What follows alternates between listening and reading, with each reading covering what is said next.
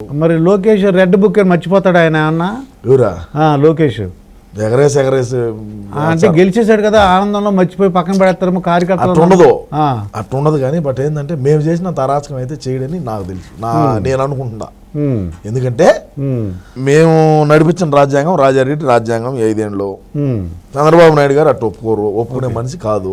మనం నేను కూడా చూస్తున్నా చిన్నప్పటి నుంచి చట్టము ఐపీసీలు ఉన్నాయి, న్యాయస్థానాలు, కోర్టులు, అదే జడ్జిలు, లాయర్లు ఉన్నారు, జ్యుడిషియల్ ఎంక్వైరీ చేద్దాము, చట్ట ప్రకారం చర్యలు తీసుకుంటున్నాము. అంటే ఎవరైతే మా అన్న కోసం అధికారులు పోలీసులు ఎవరైతే ఉన్నారో వాళ్ళు అతి ఉత్సాహంగా ఎవరైతే పనిచేస్తుంటారో రాబోయే రోజుల్లో తప్పకుండా నారా లోకేష్ అనేటువంటి వ్యక్తి వదిలేటువంటి వ్యక్తి కాదు. చంద్రబాబు నాయుడు అయినా వదులుతాడేమో కానీ ఈ లోకేష్ అనే మనిషి వదిలేటువంటి వ్యక్తి కాదు. ఆయన రాముడు ఈయన దేవుడు ఈయన ఏదో చెప్పాడు లోకేష్. మనకు అవన్నీ నేను వినలేదులే, అవన్నీ నాకు సంబంధం లేదు. కానీ బట్ ఏంటంటే రాబోయే రోజుల్లో మాత్రం ఎవడైతే అతి ఉత్సాహంగా సిఐడి అయితేనేమి, ఎస్పీ గారు అయితేనేమి, డీజీపీ అయితేనేమి, అదేవిధంగా ఎవడైనా ఎస్పీ అయినా, అడిషనల్ ఎస్పీ అయినా, డిఎస్పీ అయినా, ఎస్పీ అయినా అతి ఉత్సాహం చేసినటువంటి హోమ్ గార్డ్ కూడా అయినా సరే వదిలే ప్రసక్తి ఉండదని ఆయన స్పష్టంగా చెప్పినాడు. ప్రజాప్రతినిధుల కోర్టులో సమాధానం చెప్పాల్సి ఉంటుంది, దానికైతే సిద్ధంగానే ఉండాల్సి వస్తుంది తప్పకుండా. మరి సజ్జల రామకృష్ణారెడ్డి ప్రతిదానికి వచ్చేస్తాడు, ఎలక్షన్ అయితే కనపడలేదు ఆయన. సజ్జల గాడు కనపడ్డు, సజ్జల కొడుకు కనపడ్డు, వాళ్ళకి కావాల్సిన కాడికి తీసుకున్నారు. అన్నను వంట రౌండ్ చేశారు. నేను చెప్పేది అదేనయ్యా నీకు, ఎవరు వంట రౌండ్ చేసినా నేను అన్నకు తోడుగా చేదోడుగా వాదోడుగా అన్నను ఎవరన్నా ఒక మాట అన్నా నేనైతే ఒప్పుకోనని మరొకసారి తెలియజేసుకుంటూ కలుద్దాం. మళ్ళీ ఒకసారి కలుద్దామా? ఓకే, థ్యాంక్ యూ శివరాజు, మళ్ళీ ఒకసారి కలుద్దాం. ఓకే అండి, థ్యాంక్ యూ వెరీ మచ్. నమస్కారం సార్. ఏది ఏమైనట్టుకి దుర్గా గారు మేము బటన్ నొక్కినాము, అన్నీ జరిగినాయి. 1,70,000 కోట్లు అండి బటన్ నొక్కిస్తాను. బటన్ నొక్కినాము. మరి ఈ బటన్ నొక్కడంలో పిల్లిలు తిన్నాయా, కుక్కలు తిన్నాయా, పందులు తిన్నాయా, చీమలు తిన్నాయా, లేకంటే ఇంకెవరన్నా తిన్నారా అనేది మేము తెలుసుకునేదానికి కొద్దిగా టైం పడుతుంది. మేము ఆ పరిశీలన చేసే దాంట్లో ఉన్నాము. ఖచ్చితంగా ఇటు రాయలసీమలో ఎవడు ద్రోహం చేశాడు, కోస్తాంధ్రాలో ఎవరు చేశారు, ఉత్తరాంధ్రలో ఎవరు చేశారు అనేది మేము తప్పకుండా కనుక్కొని 2034కో 2039లోనూ మళ్ళా కూడా మా పార్టీ అధికారంలోకి వచ్చాదని అయితే మేము గట్టి దృఢ సంకల్పంతో ముందుకు పోతామని తెలియజేసుకుంటా ఉన్నా. మరి పవన్ కళ్యాణ్ 20 ఇయర్స్ వరకు చూడకూడదు, రాజకీయాలకు రాకూడదు, నేను చూస్తున్నా అదపాతాళ తొక్తా అని అన్నారు ఆయన. చూద్దాం నేనేం చెప్తున్నాను, నేను ఇప్పుడు రేపు మొన్నడు వచ్చామని చెప్పలా. 2034లో కానీ 2039లో కానీ అంటే 20 ఇయర్స్ లెక్కేసుకుంటాను నేను. 2034 39 అట్లా ఆ టైంలో వస్తాము అని నేను గట్టిగా అయితే చెప్పగలను. ఇప్పుడు మరి జగన్మోహన్ రెడ్డి గారు ఓడిపోయాడు, మరి ఏంటి కాలక్షేపం, ఎలా ఏం చేయాలి? మరి ఇన్ని కేసులు ఏమో ఎట్టుంటుంది ఏమో చూద్దాం. రాబోయే రోజుల్లో మళ్ళాగడ కలుద్దాం, మనం ఇబ్బంది ఏమన్నది, మళ్ళాగడ కలుద్దాం, మళ్ళాగడ మాట్లాడదాం. మా అన్నకి ఏదన్నా డ్యామేజ్ జరిగితే నేను ఖచ్చితంగా సోషల్ మీడియాలోనే ఉంటా. నా ఈ పోరాటం ఆగదు 30 సంవత్సరాల వరకు. అన్నను మళ్ళా ముఖ్యమంత్రిని చేసేదాకా నా ఈ పోరాటం అయితే ఆగదని గట్టిగా చెప్తా ఉంటాను నేను. అంటే ఓడిపోయాడు కదా ఇంకా నువ్వు వదిలేస్తావు అనుకున్నాను నేను. మా వాళ్ళందరూ అన్నారు ఇంక పట్టించుకోడు, మరి సీమరాజు వదిలేస్తాడు. నేను అటువంటి కాదు, నేను ₹1 ఆశించకుండా అన్న కోసం పనిచేసేటువంటి వ్యక్తిని. అన్న కోసం వివేకా సార్ అంటే అభిమానం నాకు. వివేకా సార్ అంటే అభిమానంతో నేను అన్న కోసం పనిచేస్తా ఉండా. ఏది ఏమైనప్పటికీ అన్నను అందరూ వదిలేసా, మా వదిలేసినా కూడా నేనైతే వదలనని అయితే చెప్తా. మరి రాజధాని గురించి ఒకసారి చెప్పాలా? రాజధాని ఏంటి? మరి 3 రాజధానులు అంటున్నారు. ఈ శకరం బాబు రాజధాని కాదే ఆ స్వామి, పులివెందులగడ రాజధాని. నిన్న కన్నా మేము అధికారంలోకి వచ్చింటే పులివెందులగడ ఒక రాజధాని చేస్తున్నాము. కొడుకులు చచ్చుందరు రాష్ట్రంలో ఉండే వాళ్ళంతా. ఎవడికాళ్ళు లేకుండా పులివెందుల 50% జాగా కొనుక్కుందాం, 10 గజాలు కొనుక్కుందాం, ఆడ రాజధాని కడతాడంట అని రియల్ ఎస్టేట్ చేసుకుందాం. చేసిందంతా అదే కదా బొక్క. కర్నూలు చేసింది రియల్ ఎస్టేటే, వైజాగ్ చేసింది రియల్ ఎస్టేటే.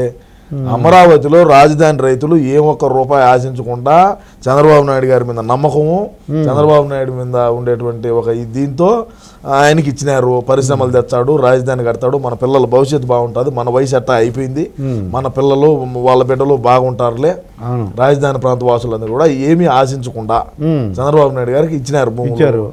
మేము అడిగితే ఎవడేగిని 1 సెంట్ ఇచ్చా నా కొడుకు లేడు. ఎవడేగిన 1 ఇటుకి పెడతావు అన్నా కూడా తాపో మా తావులో పెట్టొద్దు అంటారు.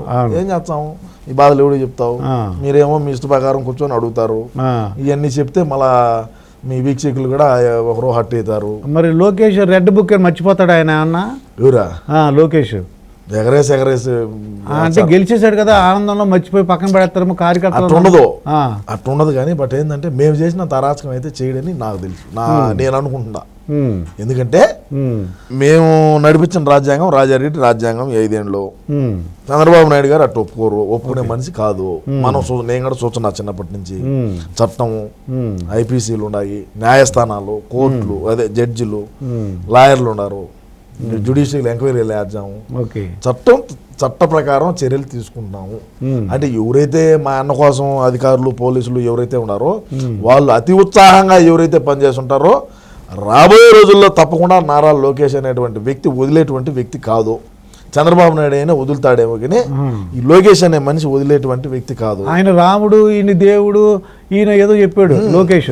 మనకు అవన్నీ నేను వినలేదులే, అవన్నీ నాకు సంబంధం లేదు. కానీ బట్ ఏంటంటే రాబోయే రోజుల్లో మాత్రం ఎవడైతే అతి ఉత్సాహంగా సిఐడి అయితేనేమి, ఎస్పీ గారు అయితేనేమి, డీజీపీ అయితేనేమి, అదేవిధంగా ఎవడైనా ఎస్పీ అయినా, అడిషనల్ ఎస్పీ అయినా, డిఎస్పీ అయినా, ఎస్పీ అయినా అతి ఉత్సాహం చేసినటువంటి హోమ్ గార్డ్ కూడా అయినా సరే వదిలే ప్రసక్తి ఉండదని ఆయన స్పష్టంగా చెప్పినాడు. ప్రజాప్రతినిధుల కోర్టులో సమాధానం చెప్పాల్సి ఉంటుంది. దానికైతే సిద్ధంగానే ఉండాల్సి వస్తుంది తప్పకుండా. మరి సజ్జల రామకృష్ణారెడ్డి ప్రతిదానికి వచ్చేస్తాడు. ఎలక్షన్ అయితే కనపడలేదు ఆయన. సజ్జల గాడు కనపడ్డు, సజ్జల కొడుకు కనపడ్డు. వాళ్ళకి కావాల్సిన కాడికి తీసుకున్నారు. అన్నను వంట రోడ్డు చేశారు. నేను చెప్పేది అదేనయ్యా నీకు. ఎవరు వంట రోడ్డు చేసినా నేను అన్నకు తోడుగా, చేదోడుగా, వాదోడుగా, అన్నను ఎవరన్నా ఒక మాట అన్నా, తండ్రి పదవిని అడ్డం పెట్టుకొని లక్షల కోట్లు లూటీ చేశామంటే ఈ రోజు మేమే స్వయంగా ముఖ్యమంత్రిగా పీఠం మీద కూర్చో ఉన్నటువంటి మా జగన్మోహన్ రెడ్డి అన్న ఎన్ని కోట్ల రూపాయలు సంపాదించుకుంటాడో ఒకసారి ఆలోచన చేయండి. సో దేనికి మేము దడసాల్సిన పని లేదు. ఇప్పుడు షర్మిల ఇద్దరు చెల్లెలు కూడా మొన్నటి ఎలక్షన్ వరకు మేము కొద్దిగా ఇబ్బంది పెట్టారు, అన్నకు ఓటేద్దు అన్నకు ఓటేద్దు అని.